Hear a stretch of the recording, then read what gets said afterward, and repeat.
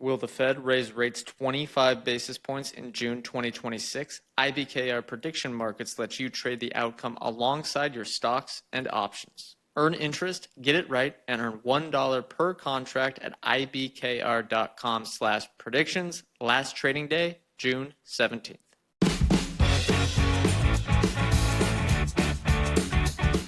Welcome to Chit Chat Stocks. On this show, hosts Ryan Henderson and Brett Schaefer analyze businesses and riff on the world of investing. As a quick reminder, Chit Chat Stocks is a CCM Media Group podcast. Anything discussed on Chit Chat Stocks by Ryan, Brett, or any other podcast guest is not formal advice or recommendation. Now please enjoy this episode.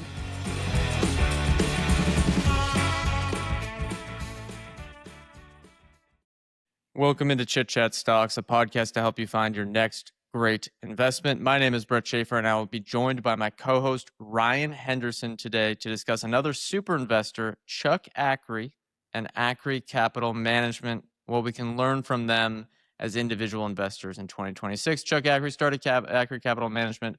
I think, well, Ryan has the background, which he'll get into. A couple of decades ago, he recently retired, so it's run by people that have now similar philosophies. It seems like the portfolio and investing philosophy has been similar over the last 5 years, but we're going to get into all that. But first, you can find episodes of the Chit Chat Stocks podcast on YouTube, Spotify, and Apple Podcast. I would say give us a 5-star review on Spotify or Apple if you enjoy the show. That is the best way to support us and help us grow. Subscribe to the Emerging Moat Stock Research Service on Substack and join its free chat community to talk all things written about on the newsletter or podcast topics as well. We're talking about that constantly every week. The link for that will be in the show notes. You can find all those there. I'm going to give it over to you, Ryan, to talk Chuck Akre's background and career. But first, I noticed looking on Google that Akre Capital Management in the middle of nowhere, Virginia, Middleburg, Virginia, has one Google Maps review, and it's 1 star. Not a happy customer. I don't think I'm giving them my pension fund allocation anymore. First off, frustrated secretary. Who is writing reviews on asset management companies on Google Maps? Hey, maybe they threw some loud parties that were late, which doesn't sound like them at all. And it was a neighbor's not happy, something like that. Or, maybe someone invested with them at the wrong time and they got a bad, the returns haven't been so hot and they're taking it out in the Google Maps review. But let's get into it. Ryan, Chuck Akre, who is he, his background, and what's his investing career look like? Yeah, Charles Akre, aka Chuck, he's probably had one of the most unorthodox routes to investing fame of all the investors we've studied. So he was born in 1942. He grew up in Washington, D.C., and did not attend a big, notable business Ivy League school or anything like that. He attended American University, where he started as a pre-med student, but eventually switched and earned a bachelor's in English literature. So really no traditional business school background at all. He is, to me, kind of a good example of how much being a great investor just comes down to understanding people and being an avid reader, because it seems like that's pretty much how he's built his career. Anyways, he's in 1968, in his mid-20s, Akre joined a company called Johnston Lemon & Co. as a stockbroker. So I guess this was maybe at the time when you could start as a stockbroker without really knowing what you were doing. Nifty 50, market top. That's a good time to get in. Yeah, similar to the dot-com bubble and maybe similar to today. Yeah, and I guess a stockbroker at the time, doesn't necessarily mean you're an asset manager or anything like that. You're literally a broker. So that's how he started. But he even says, I had very little knowledge of the securities world at the time. So he was reading whatever he could get his hands on. And one of the books that really sparked his interest was called The Money Masters by John Train, which, among other things, included a long section about Warren Buffett. He's now talked a number of times about how Buffett was a big inspiration for him. Side note, we actually met Chuck Akre, shook his hand at a private party that I guess we sort of crashed at one of the Berkshire Hathaway shareholder meetings. Yeah, I am 100% confident he doesn't remember us. Maybe he would if we told him we're the people that crashed the party that were way younger than everyone else, but it was a memorable experience for us to see him and a lot of the other people in the flesh. Yeah, I'd say probably much more memorable for us than it was for him, but nonetheless, the other books that he has said really helped shape him as an investor beyond traditional value investing books were just plain old business biographies. He said it specifically helped him gauge how management teams thought. And I guess I would say to people starting in the investment world, do eat your vegetables with a couple of the value investing books, but then I would start digging into the business biographies because I think you get a lot more value out of understanding how a business is run and what a good business looks like doing that than the rereading the same old value investing principles. The Akre worked his way up at the brokerage firm. Apparently, seemed like he was pretty promising at this company, and he joined or he got several different management positions, and he actually ended up staying there for 21 years. It wasn't until 1989, when he was almost 50 years old, that he decided to start Akre Capital Management. For 11 years, Akre ACM, Akre Capital Management, was a part of a company called Friedman, Billings, Ramsey and Company. A lot of these just last name type asset managers, which was headquartered in Arlington, Virginia. But in 2000, it seems they sort of spun Akre off to do his own thing. It was technically still, it was still the Friedman, Billing, Ramsey.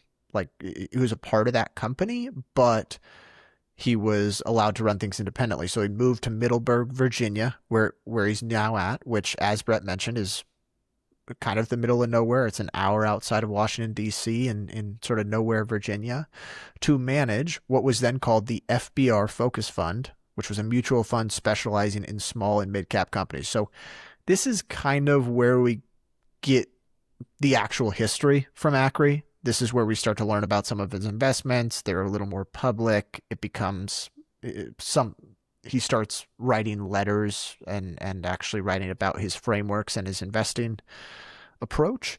So from 2000 to 2009, the FBR Focus Mutual Fund was in the top 1% of small mid-cap performance. So he crushed it from 2000 to 2009, and that's kind of where he made a name for himself.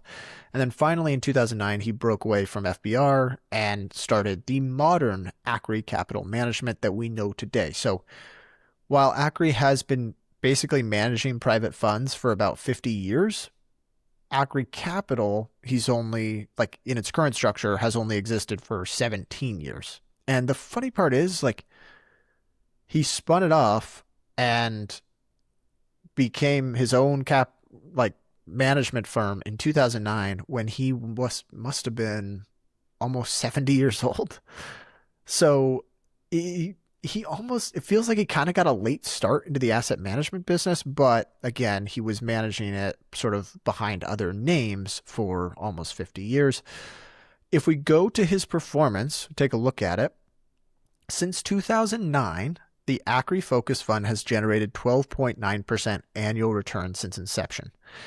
So that's since 2009. The S&P 500 over that same time frame has delivered 14.8% annual returns. So they've slightly underperformed, but still, I mean, if you were just looking at, if someone promised you 13% returns over 17 years, I think you'd be pretty happy with that. Annual returns, I should say. There's also some important context here. If you asked about the returns a year ago, things would have looked very different. But in the last 12 months, the Akre Focus Fund is down 20%, while the S&P 500 total return is almost 30% for the year. So it's kind of interesting timing. Spoiler alert, I think things could look potentially very different in a year, looking at total returns. And you think about the S&P 500, the primary contributors there, very different than what Akre, the Akre top holding. So anyway, bit of a timing effect. He's generated solid returns. I would say prior to this last year, slightly outperformed the S&P 500, which the S&P 500 has had exceptional returns as well. One other important note, you alluded to it, Brett. The fund is now run by John Neff. So Chuck has stepped away from active management. He stepped away in 2020. So John Neff's been running it along with two analysts for more than 5 years now. This is a pretty small investment team. It's just three people. I don't think Chuck has much involvement anymore, but we can look at some of his frameworks that his proteges still use and some of his famous investments as well. The one thing I'll add there for anyone that, and again, we're not recommending, we've never bought or sold Akre Focus Fund ETF, but it's much more accessible now for individual investors because they made a transition from a mutual fund to an ETF. I think it was last year. They did that, I believe, almost entirely for tax reasons and probably because it gives more flexibility, where you had a lot of unrealized gains. And then under the ETF tax structure, if they buy and sell holdings, there's a much better tax advantage. So just a note there.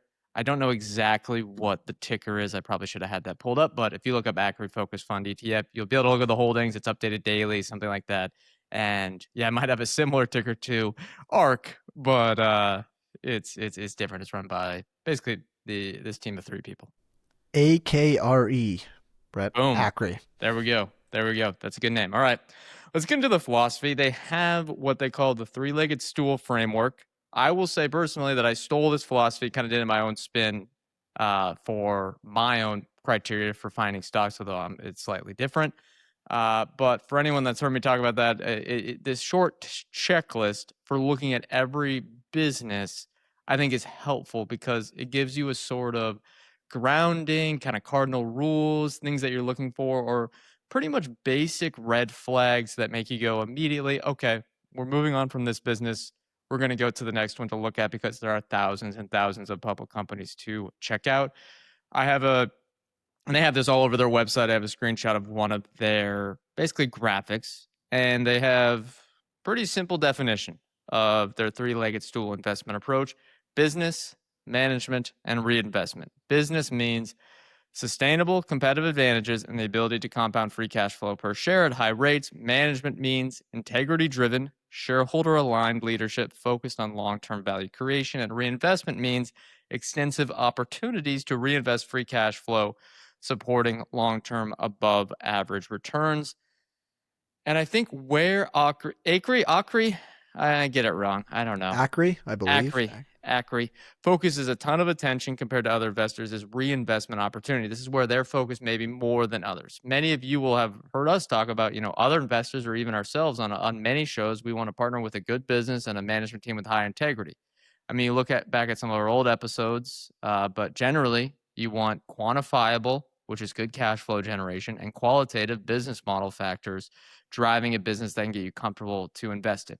Management is, again, qualitative, but we generally look for, and I think the same thing here: integrity, rational, frugal, understands return on invested capital, and has a good existing track record.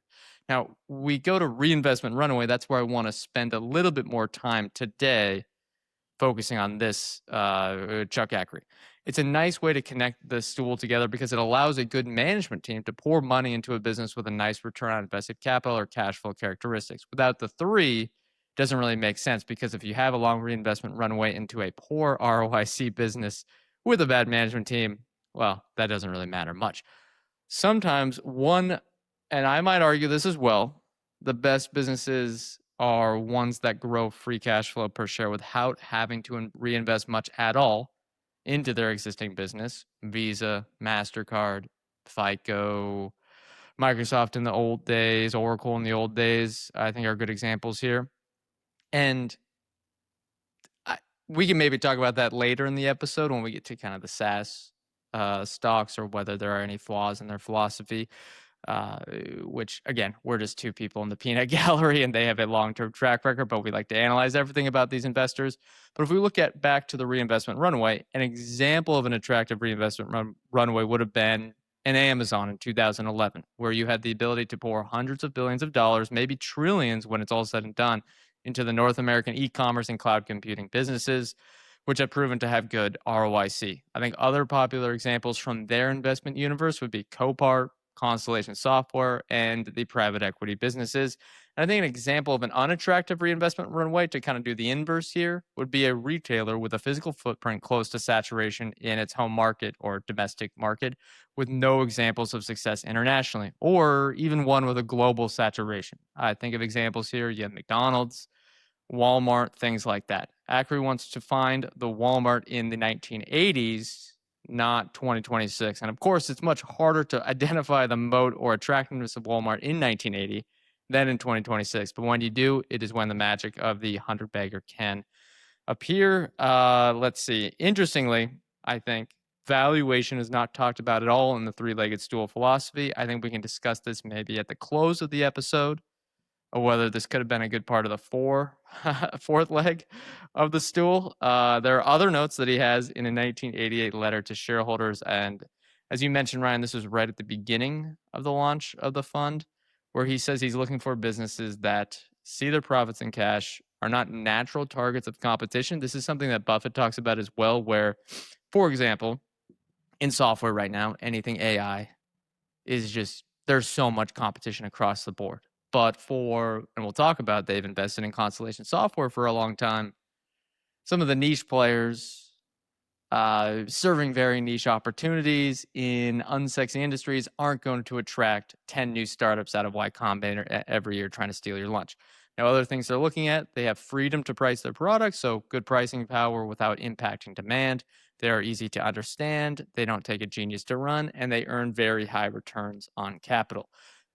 Buffett a little bit different, focusing on that reinvestment runway. Ryan, we're going to go through 4 different case studies, 2 that you researched, 2 that I researched. But before we get into it, any other thoughts on the three-legged stool and the general philosophy of Akre Capital Management? I really like the focus on the reinvestment runway. And that's probably one of the areas where I think they distinguish themselves a little bit compared to other investment firms. Like every investment firm talks about wide moat, quality, all that good stuff, but not a lot of them optimize for a big reinvestment runway. Like you look at some of the really successful investments that he's had, and we're going to talk about some of these. It's not just that they were quality businesses or that they had, some sort of durability or some sort of advantage. It's that they had they were generating good returns on invested capital and had the ability to deploy tons and tons of capital. There are a lot of businesses, like we can even take the ones that, like, let's say Moody's, for example. Obviously, great returns on invested capital, but they've owned it. They have been. They have actually owned Moody's, but I kind of use this as an example of like where can Moody's invest capital? There isn't necessarily a way for them to, like, they don't have to, but there won't. I would really argue it's a better one. business because they can grow their cash flow per share without pouring more, or they can grow their earnings per share, however you want to slice it. They don't need to pour in $100 billion in capex like Amazon, where I think like old style Google was a better business than new style Google or Alphabet, however you want to call it, because they could grow 20% a year with barely any incremental infrastructure spend. I mean, on the Google side, we'll see, but I guess maybe a better analogy would be like the railroads. Railroad, very high quality business, but is there that much room versus their current size for them to deploy capital? Not really. Point. Yeah. Maybe acquiring other railroads or merging. That's what we're seeing for the most part. But there's not really the ability to lay down enough tracks to double their footprint or something like that. So it's the fact that he focused on some of these businesses that had that big reinvestment runway, I think, is why we look at some of these home run investments and talk about them as home runs. It's not like, oh, they just generated great returns. It's they were able to expand so much. Will the Fed raise rates 25 basis points in June 2026? At IBKR prediction markets, the yes recently traded at 5 cents, while the no traded at 90 cents, but the markets can change quickly. Trade prediction markets on political, climate, and economic events with simple yes or no prediction style contracts where prices reflect probability. Explore trending data, spot the trends, and if you get your prediction right, you earn $1 per contract at settlement. Plus, you'll earn a 3.14% APY on your investment with an interest-like incentive coupon, and you'll get $3 for signing up with IBKR prediction markets, which you can use for any purpose or to start trading. Prediction contracts are not suitable for all investors. Go to ibkr.com/predictions and turn your views into IBKR prediction contracts today. Last trading day for this contract is June 17th. The question is, why no Amazon or Costco? They seem to fit the three-legged stool perfectly back when they were getting off the ground. You can't be perfect, but I just wonder why. Why I would love to ask them why they passed on them over the years. Yeah, I mean, obviously you can't invest in everything, but those do seem to kind of fit the criteria. Let's talk some case studies here. I'll go first. This is probably his most famous investment ever. I don't think it's technically his best returns, but it's by far it's very exemplary of the three-legged stool philosophy. So the company is American Tower. Akre initially bought shares in American Tower during the 1998 IPO, but really he started adding aggressively after the dot-com bust. So for those unfamiliar with the business, American Tower operates, develops, and owns cell phone towers. I might explain this wrong because I don't know the engineering world as well, so bear with me a little bit. But a cell phone tower is basically just a vertical piece of real estate with an antenna on top or multiple antennas. You've definitely seen them all over the place if you've ever driven a car anywhere. And those antennas receive radio waves from cell phones or data centers and send those signals along to whatever the next end device is. The antennas need to be high in the air so that the radio waves aren't blocked by trees or buildings or hills, etc. So anyway, it's a sort of a difficult physical structure. You have to know how to build it. And it's not one where someone could just put something up on their home if they're in a forest or whatever. So you get why it needs to be tall. When mobile phones started taking off in the mid-90s, it was really more the late 90s, American Tower, which was a subsidiary of American Radio Systems, saw the opportunity that cell phones presented. So all carriers like AT&T and Verizon, they knew they were going to need this. And each tower had sort of a geographic moat. So because apparently overlapping signals interferes with connection, towers had to be spaced certain distances apart. So then you automatically kind of have your, little geographic moat there. Importantly, it didn't make much sense for the carriers to build these towers themselves. That was the big question I was asking is, why didn't AT&T do this? Why didn't they go out and just do it all on their own? And the reality is it would have just been costly. It would have been expensive for them to build. And they already have enough CapEx, yeah. Yeah, and they can go out and they can rent these from a third party and they can spend their money going out and getting more cell phone customers. So it was logical that there had to be sort of an independent player. Even though it was expensive to get these towers up initially, and here's where I think sort of the unique insight came from Akre. Once they were in place, it cost very little to add a new tenant. I assume you just literally send one guy up the cell phone tower. Maybe you've seen those videos of people climbing cell phone towers that have kind of gone viral on YouTube.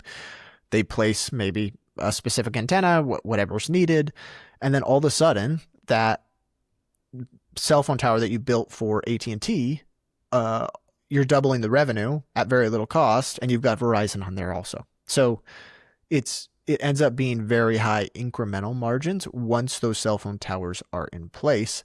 Akre also recognized early on that the more towers American Tower had, the larger their network density and the more carriers had to go through them. And the switching costs were really high. Once a carrier had their equipment on a tower, it was logistically difficult to move it, but also expensive to move to a competitor, not to mention these are like long-term leases usually, so you're pretty much and they usually in. have inflation-protected escalators, which is nice. You kind of have that permanent inflation protection, I think, in the contract, unless you probably get a period like 2022 or 2023, where prices kind of go crazy.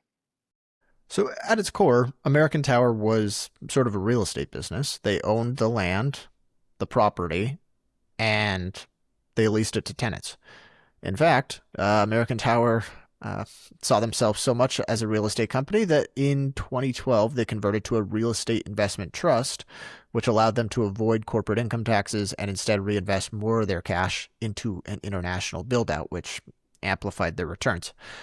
So looking at Akre's investment, by June of 2002, this was, remember, he bought during the IPO and then was kind of buying on the way down throughout the dot-com crash. He had accumulated a block of around 500,000 shares at an average cost of around $5 per share. Today, I believe shares trade at around $200, and the total return is much higher. Brett, maybe you We're have at the numbers pulled up. 190 as of this recording. So, what 20 bagger on the price, roughly, plus all the dividends or cash distributions that he's collected along the way. I pulled up the total return chart basically over the last 20, 25 years. American Tower has generated around a 19% compound annual growth rate. One of his better investments, and of course, this is a perfect example of reinvestment runway because the whole country needed cell phone towers and there was plenty of room to deploy. And in fact, outside of the country, the international expansion was plenty of room there as well. Yeah, but here's the curious part is that they've gotten out of American Tower pretty much completely. And I think that might make sense because maybe they're seeing, and I think a lot of people see, the huge explosion in satellite internet that seems to be adding just a massive amount of disruption here. And then there's also, well, I guess that's more for the home internet players, but for the wireless, for the mobile carriers, there could be giant disruption from Starlink, AST Space Mobile, players like that. Maybe they're seeing that as a risk. Again, I would be curious to ask them what was the reason for selling off American Tower. Could also be opportunity cost, but yeah, clearly was a great investment. It's been even in a 37% drawdown. I was looking at our friends at Fiscal AI as we talked here. Current dividend yields 3.6%. PE says 31. It might be different metrics might be used here. Price to, and this is a REIT metric. I think it's funds. Oh, it's FFO. What is that term? It's something Funds about from operations. funds from operations. That's kind of like an operating cash flow ish thing. That's 19.6, and their 10-year dividend per share growth has been 13.7%. Been a fantastic dividend grower, but 3-year dividend per share growth of only 4.6%. Still okay, but major slowdown as they've matured. Hey, look, if you think the satellite internet disruptors aren't going to kill the existing infrastructure for internet connectivity in the United States, maybe now it's time to buy the dip, but I'm not sure. Either way, Akre Capital Management did well with this one.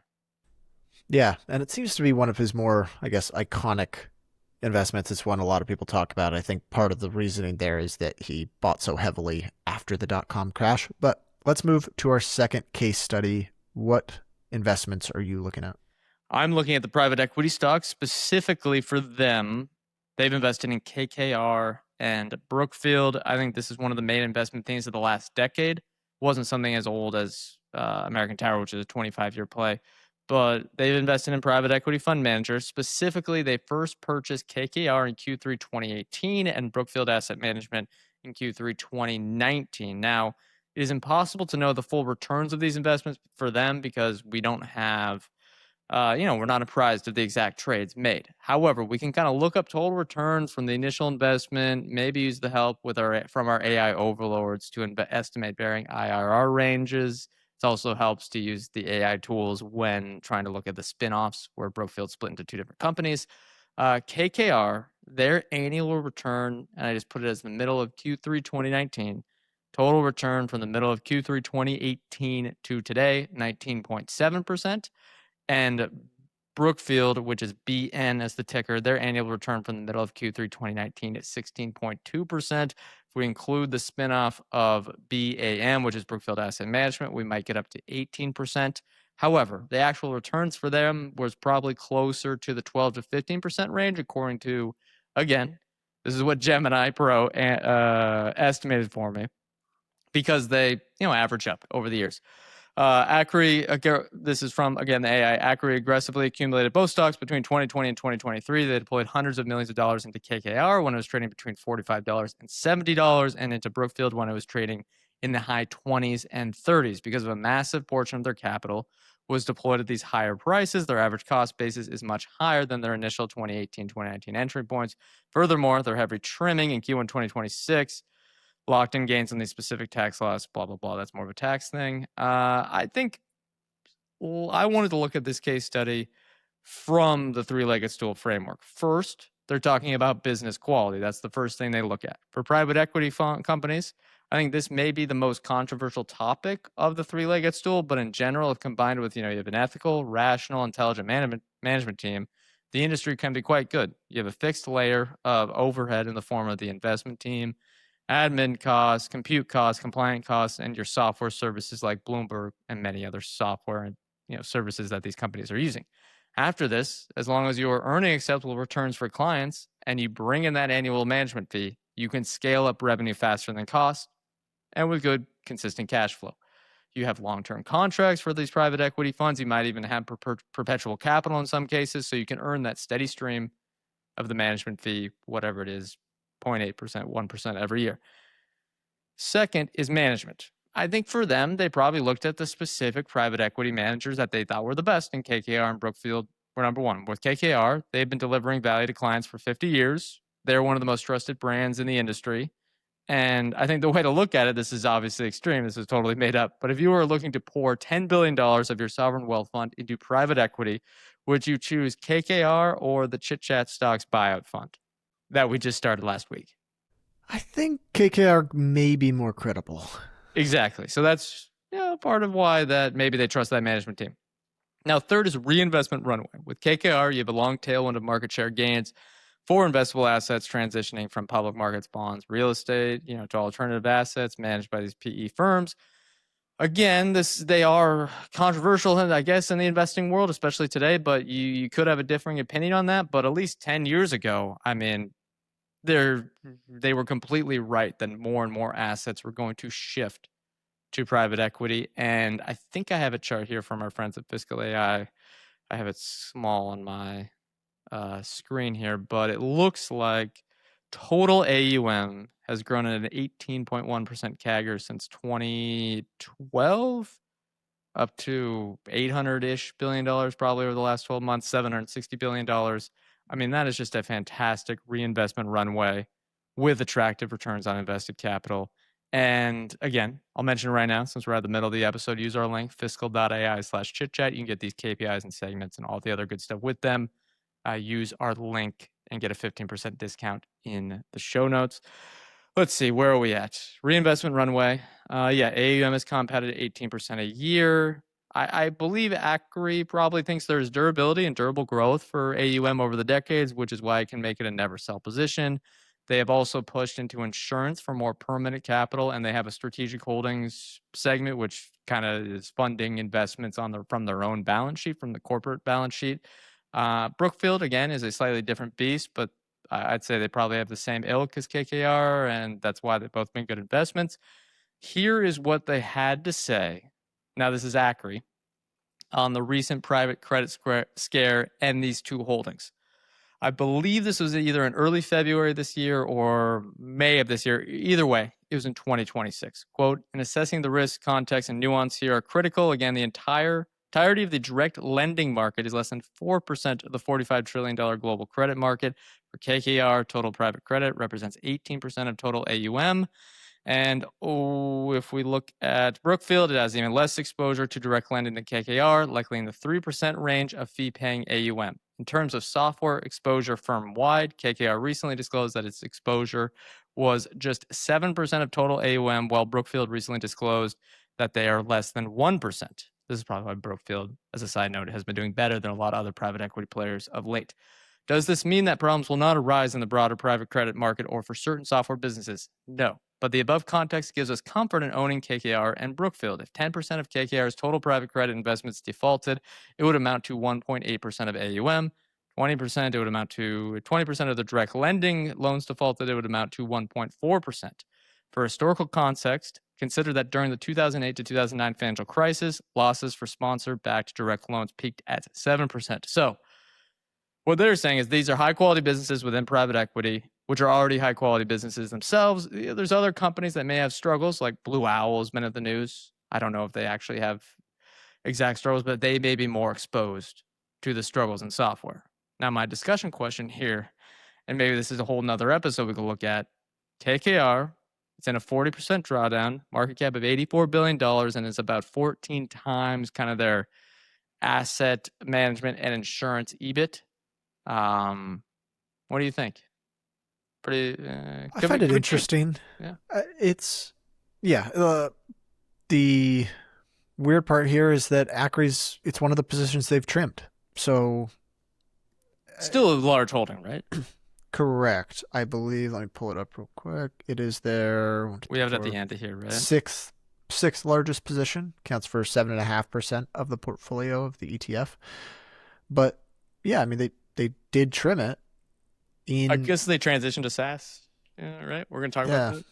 I mean, they trimmed everything for the most part. They trimmed most of their large holdings that weren't SaaS. So maybe it is all just an opportunity cost thing. Yeah, these businesses just have an incredible ability to gobble up assets, to attract investors. It really is. I don't know what they're doing. I don't know if they're throwing great parties or something to invite all the investors that what draws them to it.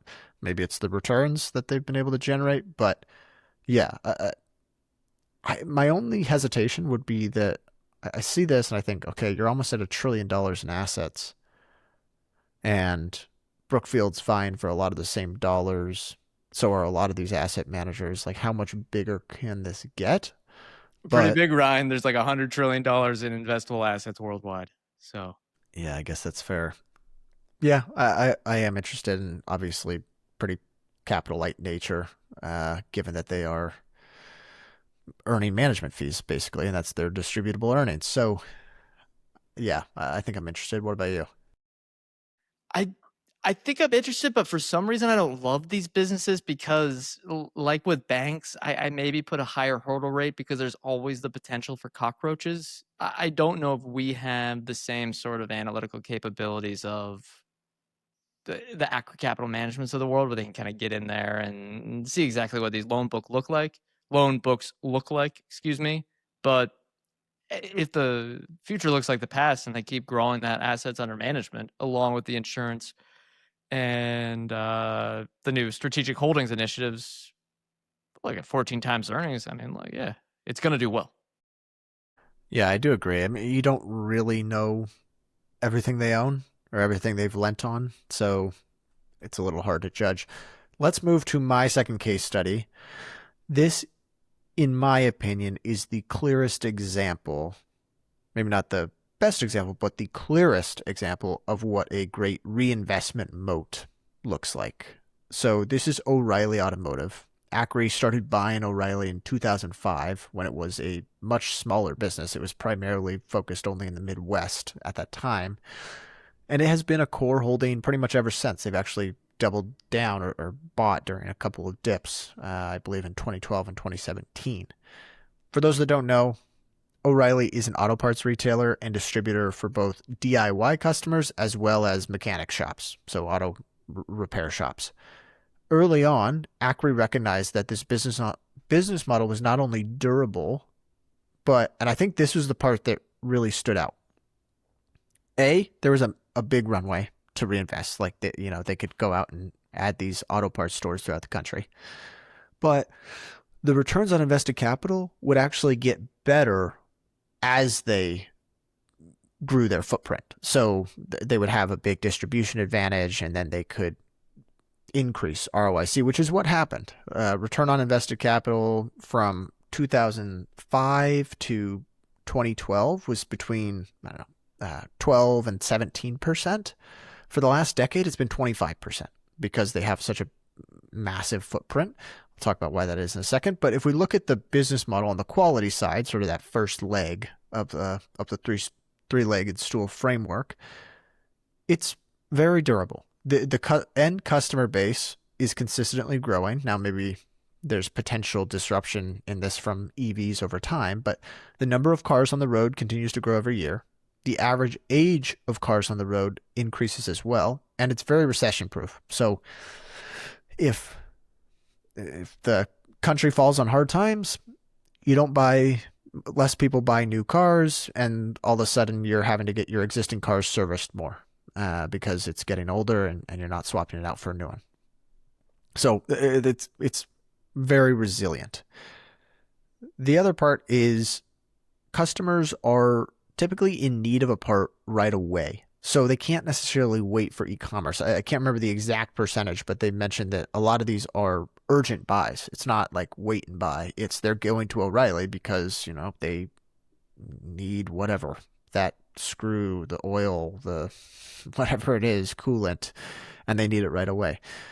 And then on the flip side, the auto parts, or the mechanics, the service centers, they typically want multiple shipments a day for any parts or certain SKUs that they're low on. And because O'Reilly has, I think, almost 7,000 stores throughout the US and a bunch of distribution centers, they're able to get these SKUs in the hands of their customers much faster than an Amazon or even AutoZone. They've really won on the service center side compared to AutoZone, and then Advanced Auto Parts is basically non-existent in that market. So anyways, durable business. But as that hub and spoke model where you've got the big distribution centers, you've got the stores, as they continue to build that out, they were able to service customers a lot faster. They had better negotiating leverage with part suppliers, so margins grew. And then they were able to acquire these local auto parts shops, which has been a huge part of their strategy in building out their store footprint, is buy these local shops. You generate probably twice the gross margin that they do. It's an instant lift to earnings for that location. And it's just been a fantastic formula for returns on invested capital. I mentioned it at the start of this case study, but 25% basically average ROIC annually since 2011. I mean, that really is strong. I guess he bought it in 2005. Doubled down in 2012, I believe. There was a temporary slump in comp store sales. And then in 2017, I don't know if you remember this, Brett. This is kind of right when we started investing, but the thought was Amazon was going to destroy everything in retail. Right. Yeah. O'Reilly sold off hard on that. So don't know his exact returns because I don't know how much he bought during those drawdowns. But since 2005, shares have generated a 21% compound annual growth rate. I really like this business. You're a shareholder, right? Or are you out now? I think I ended up selling just purely for opportunity cost, but it's like one of those classic economy of scale stories where it's like the bigger they get, better negotiating leverage, better service they can provide to customers, all that good stuff. And I think the important part here is it was not clear that this was a phenomenal business when Akre first bought his position. Like, people weren't talking about it as a case study for a great investment in 2005 like they are today. That's true. And do you know the jingle in your head when you say it? It always comes. Yes. Yeah. So there we go. They got that. O'Reilly. Yeah. They got that brand notoriety. I'm pulling up the ROIC chart on Fiscal AI again. Use our link. Get that discount. It's in the show notes. They did have steadily improving ROIC coming out of the great financial crisis of 2009. And it's still at 25% today. But from 2018 to today, it's actually been slowly decreasing while the current PE is at 30. So maybe that's a slight cause for concern. I mean, ROIC of 25% is still impressive, but I'm curious why that's happening, whether and what management has to say about that. Maybe it's an inflation thing. We'll see. But there's more cars aging on the road. The EV risk is potentially there long term, but it's probably not the end of the world. People still need repairs and things like that for electric vehicles as well. And I think the international market is promising. We've seen a huge build out from AutoZone in Mexico. And Brazil. Yeah, they're going after both now. Yeah. I do see the EV risk as sort of a headwind maybe to comp sales, but the math still works to generate good returns, or generate good ROIC, even if comp sales grow slightly slower over the next decade. Yeah, the only issue is starting valuation, which I believe we are in the high 20s today. So that kind of tosses a wrench in the mix, no pun intended. Let's go to the last case study here. It's what we've talked about a lot. I'll probably keep it brief because many people know about this company, but we can kind of lead into the final talk on SaaS because this one sort of relates to that, although it's been a long-term holding. It's Constellation Software. Again, I would classify this as different than the pure SaaS investments that they have been recently making. Let's see. Well, their initial investment in CSU was made in 2014. If you include special dividends and the topic is spinoff, which I did not do this math myself, it's perfect for the AI tools to use. I'm not going to spend 15 minutes doing it myself. The initial CSU investment has probably generated an IRR of 25%, which is fantastic. That's really, really good. The actual money-weighted returns for clients are probably slightly lower, but that's part of doing business. When you have solid returns, you get more people to invest, and you have to invest at a higher price. Now, their position sizing started small, but then it grew faster than the overall portfolio, and it is now a high conviction bet for Akre Capital Management, which they've kind of pounded the table on over in the stock's latest drawdown. We can talk about more of that in the last section, but what could have led to the initial position is what I want to talk about in this case study. First, business quality. Constellation's portfolio of software assets, and again, I'm talking about 2014 here, generates consistent cash flow, has low churn, and earns great returns on capital because of the asset-light nature of software. Unlike the, quote, hot areas of software, these niches are not attracted by competition, which is an underrated advantage. Second, we have the management team. Mark Leonard is considered Buffett-like, and in some aspects is probably much better, as the business hasn't skipped a beat while he unfortunately had to step away for major health reasons.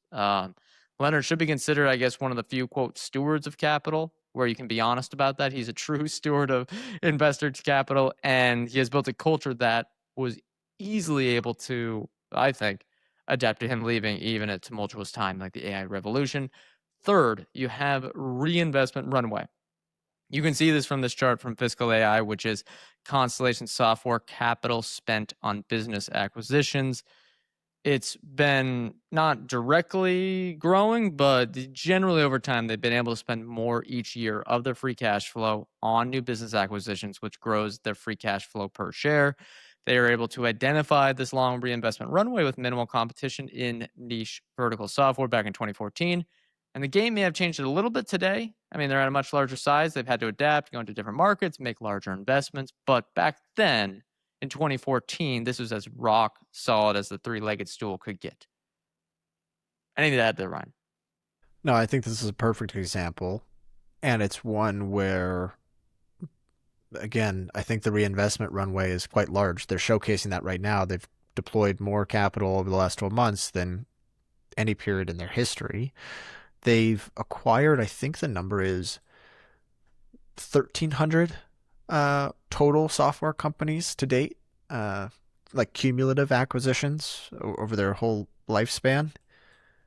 I believe they've ballparked their like possible acquisition targets at around 120,000, I believe is the number from an analyst report. So the addressable market is quite large and it's growing. You know, more and more software companies start every day, and it's this kind of leads into our next discussion because the stock's been crushed on some of these AI concerns. I recently went to the Constellation AGM and they mentioned that someone asked, like, with the SaaS apocalypse, with the SaaS sell-off, are you getting businesses at cheaper discounts in the private markets? And he said, no, prices haven't changed. That's a public investor thing. Like, these owners aren't selling their businesses for cheaper because people are worried about AI in the public markets. It's not a thing, I guess, in the private market. So I think it maybe goes to show what part of it is they're paying cheaper prices anyways to begin with, but maybe like what people believe versus reality here seems to be distorted in the AI versus SaaS debate. Just wait, Ryan. Next quarter, the shoe is going to drop. Yeah, it's tough because the narrative is just AI is getting more powerful every quarter, but yet their numbers look all right. It will be interesting to see if, and I can't remember if they changed their tune on this, whether they have changed and decided to repurchase stock. I'm going to look at the amount of money spent on share repurchases. Are we still at that super flat figure? Yeah. 21 No, million they've said we're still seeing better opportunities to go deploy capital elsewhere. elsewhere. Like if we can buy these software businesses at I think it's usually around 1x revenue is the average cost. Again, margins probably fluctuate, but 1x revenue, that's probably still going to be cheaper than Constellation repurchasing their own shares. Yeah, there's been some nervousness around their moves into larger companies. I think there's like an investment in Sabre, which is a total. Well, a lot of people think it's I'm not trying to swear. It's a crap go. In case there's kids in the car, it's a travel technology company that is just doesn't seem to have good financials. They have a big investment in this. We'll see what happens there. I think there's nervousness moving into bigger companies, and maybe that's out of their expertise. But clearly, I mean, I didn't even mention the stock has been a big dog for Akre.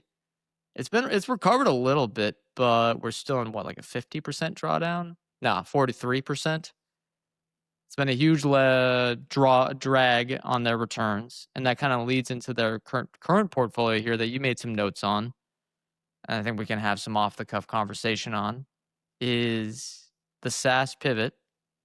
What happened here, Ryan? What have they been buying recently? And maybe go through what their existing portfolio looks like before we kind of wrap up, give our thoughts on their portfolio and our lessons from the episode. Yeah, they released a letter to investors about everything that's going on lately. So to paint a picture, I mentioned this earlier, but Akre portfolio is down 20%, about thereabouts, over the last 12 months, at a time when the S&P has returned about 30%. This is due partly to the software Mageddon SaaS apocalypse narrative, but also some of their other leading positions that aren't really like traditional SaaS, they're down too. So MasterCard, Visa, Moody's, KKR, they're all down basically 10% or more over the last year. John, Andrew, and Trey, who manage the investments now, John's the CIO and the other two are analysts, decided to write a letter about it in February. And here's what they said. We have spent our time as a research team actively trying to shake our conviction to understand the vulnerabilities to AI that the market is ascribing. So far, we have failed to do so. Our frustration is high, but dwarfed by our conviction, which we continue to test. Given our conviction, we are doing the only thing that makes sense to us in the face of this fear-driven AI stampede over the dominant businesses we own, leaning in and buying more of these great businesses. They then described 4 reasons that they don't see the companies they own being hurt by the AI wave. First one is, same thing I think everyone's saying, AI is not a wholesale replacement for software. I'm yet to see any evidence of companies replacing truly mission critical software with homegrown solution. It just doesn't really seem to be happening, but whatever. Second part, I think this is maybe something that goes underrated. Code generation is estimated to be 20% of the work required to create, distribute, and maintain commercial software. Yeah, writing code does not mean you've built a business. It just doesn't. Even in a world where distribution is so cheap, you just on the internet, you got to go out and sell it. And then he says the software companies they own provide mission critical stuff that their customers won't replace. And then the last one was proprietary data and benefits of network effects. Some of these software tools, they have a lot of data on there and they're very integrated with their customers. But, and that all makes sense. And I agree.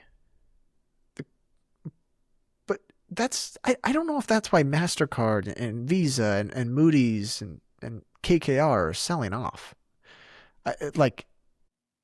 Some of their portfolio. Yeah.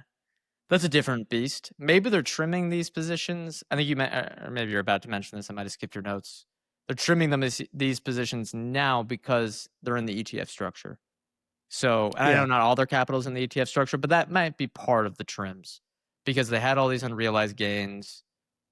Gives them more flexibility nowadays. Yeah, it's a good point. I mean, if you look at the portfolio, that is probably why Roper sold off. That's probably why Constellation sold off. That is the AI narrative. Same with. Do they have CRM? I think they own. Yeah, CRM's a new position. Okay. But yes. But 50% of their portfolio is in MasterCard, Brookfield, Visa, Moody's, and KKR. And I think it's more likely that, and we can talk about this, there should have been a fourth leg to the stool. These companies were just simply trading at extreme prices. I think that makes sense because and I don't know if it was that February letter you're referencing here or the recent one, they mentioned, hey, our portfolio average earnings or something like that, whatever metric they used, they might have used cash flow or some equivalent. It was at 37 times their preferred metric last year or maybe the start of last year. Now it's down to 19 times. And maybe if it was at 20 and it went down to 10, you go, wow, this is dirt cheap. These companies can start pounding the buyback, or you just have attractive ROICs at 10 times earnings. But yeah, I mean, look, you have higher ROIC and you're buying close to 40 times earnings. Don't be disappointed when you have a drawdown like this. I agree. I don't understand why valuation is not a fourth leg of the stool here. And maybe it's because I'm thinking about my own investing philosophy where instead of reinvestment runway, I kind of put reinvestment runway and moat together. I have the third leg as I replaced reinvestment runway with valuation because I think price management business is the key here. And maybe they could have closer returns to that 20-25% of some of the other legendary investors if they focused on valuation like they did. Yeah, I mean, I agree with some of the decisions that they made recently. Like, honestly, I think sales, trimming KKR or trimming O'Reilly at higher multiples and buying Salesforce, I think that works out. I think it makes sense. Yeah, if you have O'Reilly at 29 times earnings, I just looked at Salesforce PE here on Fiscal AI, it's 21. And you kind of go, yeah, Salesforce can probably, with more capital efficiency, grow slightly faster than O'Reilly. But you think about that, it's like, okay, say I mean, Salesforce is probably a bad example because it's a new position, but Constellation Software. Say you think, wow, at the current multiple, we can get 15% annual returns or 20% annual returns. Well, what were you think? Like, what was the math when this was a core holding at twice the earnings multiple? Like, what were you hoping for there? Yep. Yeah, I understand, like, they are buy and hold investors and they've done well with that approach. So I guess who am I to knock them? But I think the trims should have started a year ago with some of these positions or 2 years ago. But this comes it's easy with hindsight. It is easy in hindsight. It's not like the returns have been bad even with this drawdown. And yes, the comp from 2009 is tough with the S&P 500. I will wrap it up with a final question on what we think this portfolio does over the next ensuing years, whether we bet on it or bet on something else or bet on the market. But I want to mention that something that I think either one or a couple of fund managers I've heard say before is that you better have opportunities to buy when you're gifted money, or not, it's not a gift, but when someone invests in your fund. So with them, maybe the issue is, oh, we're buy and sell. We're never sell. Well, you're going to have attractive looking trailing results when the stuff you never sell is at 40 times earnings. And then people are going to give you more money, but you need something to do with that besides buying Constellation software at 40 times earnings or MasterCard at 37 times earnings, right? I think that's where you can run into trouble when generating the actual true money weighted return, IRR, whatever you want to use for your clients. Yeah. To answer the question you were going to pose, how does this fund do from here? Would you beat the market over the next 5 years or lose the market? Not even the current holdings, just the Akre Focus ETF. I think it beats the market. And okay, if I look at their top 10 holdings, MasterCard, Brookfield, Constellation, Visa's a little stretched. Moody's has come in a bit, KKR, Topicus, Roper, O'Reilly, Airbnb. I like all of those. I think they all do well. And again, I feel like people have been saying big tech is overvalued for 10 years and it hasn't worked out. And those have carried the returns of the S&P. But it does feel extra stretched right now. It feels like we are in a bit of an earnings bubble potentially with the bump in all the chip revenue.